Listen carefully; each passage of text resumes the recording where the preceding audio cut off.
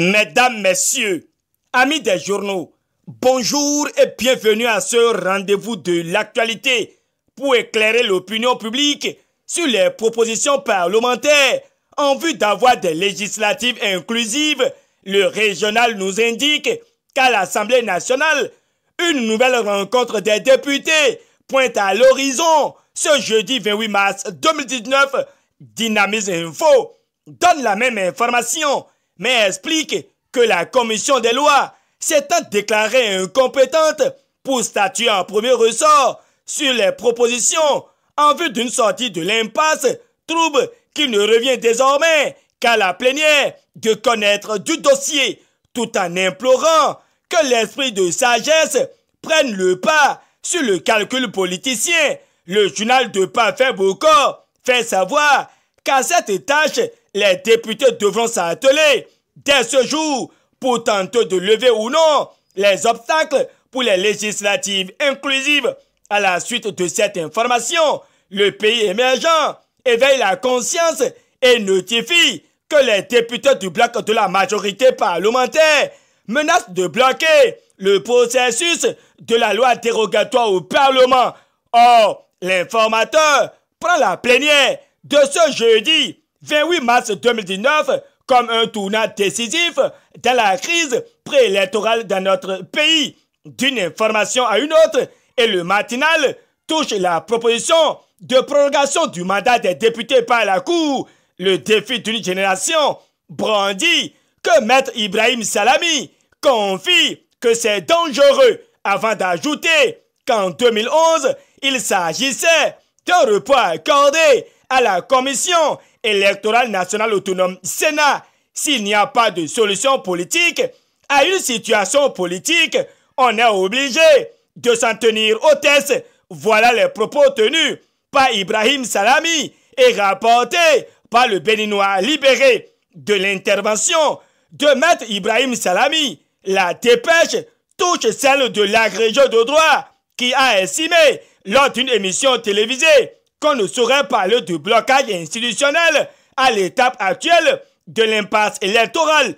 Ce que Dandy Nyamou n'a pas dit, écrit la dépêche en manchette avant de soulever que c'est une déclaration qui cache une volonté de faire économie de volonté sur la situation réelle du processus électoral en cours dans notre pays. L'auteur de l'article explique que le drame du Bénin est que ceux qui parlent ne savent pas et ceux qui savent ne parlent pas. Voilà le constat non sans amertume d'un observateur averti du paysage sociopolitique et amplifié par la dépêche.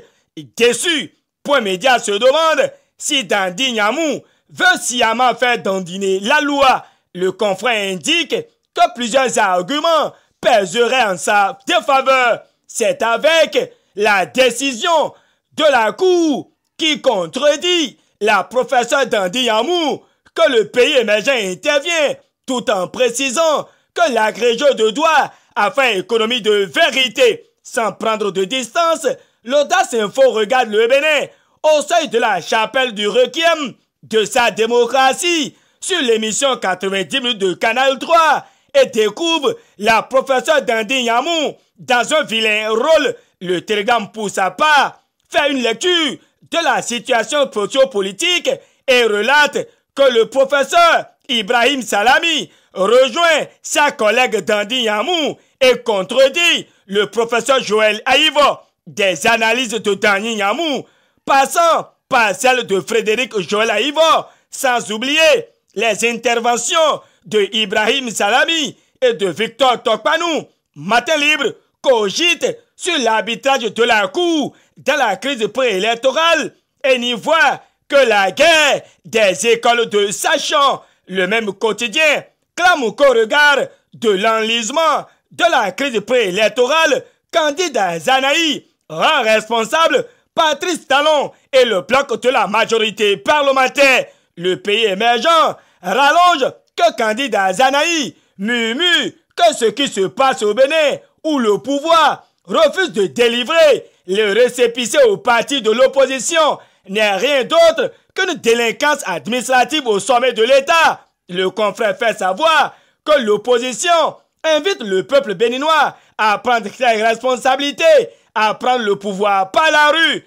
Pour sa part, Point Média mentionne que candidat Zanaï invite le peuple à se préparer à toute éventualité. L'autre chose qui est à noter de la conférence de presse de candidat Zanaï hier, c'est son avis sur l'imposition du système de 10%. L'audace info étale que le politique fustige cette disposition et signale que c'est une source potentielle de vol. En tout cas, l'opposition indique la ligne rouge à la rupture. Voilà la déclaration politique du parti Restaurer l'espoir à lire dans les colonnes du quotidien La Dépêche.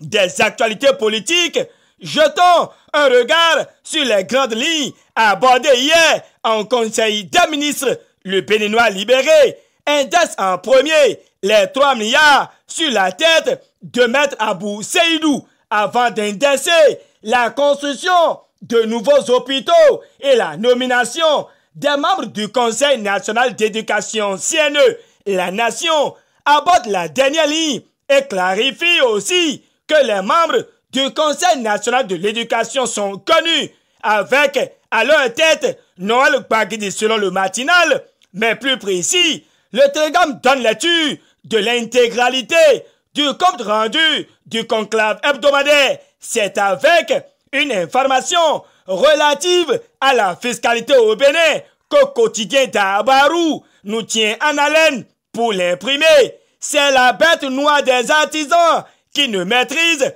ni taxes ni fiscalité et impôts. Une sensibilisation s'avère nécessaire, préconise quotidien d'Abarou. À sa suite, c'est le coopérant qui prend place et nous livre l'opinion du doyen Karim Da Silva sur le bloc républicain et progressiste.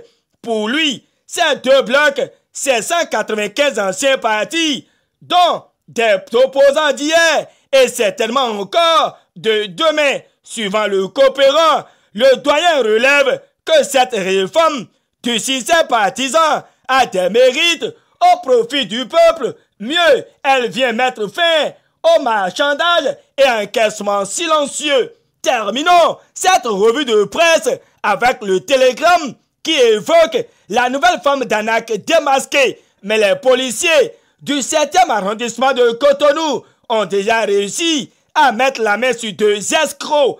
Après plus d'1 an de crise, la nation rapporte qu'il y a dégel au conseil communal de Lokossa. Fin de cette revue de presse, réalisation et présentation, Gutenberg Sou, GS Communication, vous remercie et vous souhaite de passer une agréable journée de travail. D'ici à là, portez-vous bien et à demain pour un autre rendez-vous d'actualité.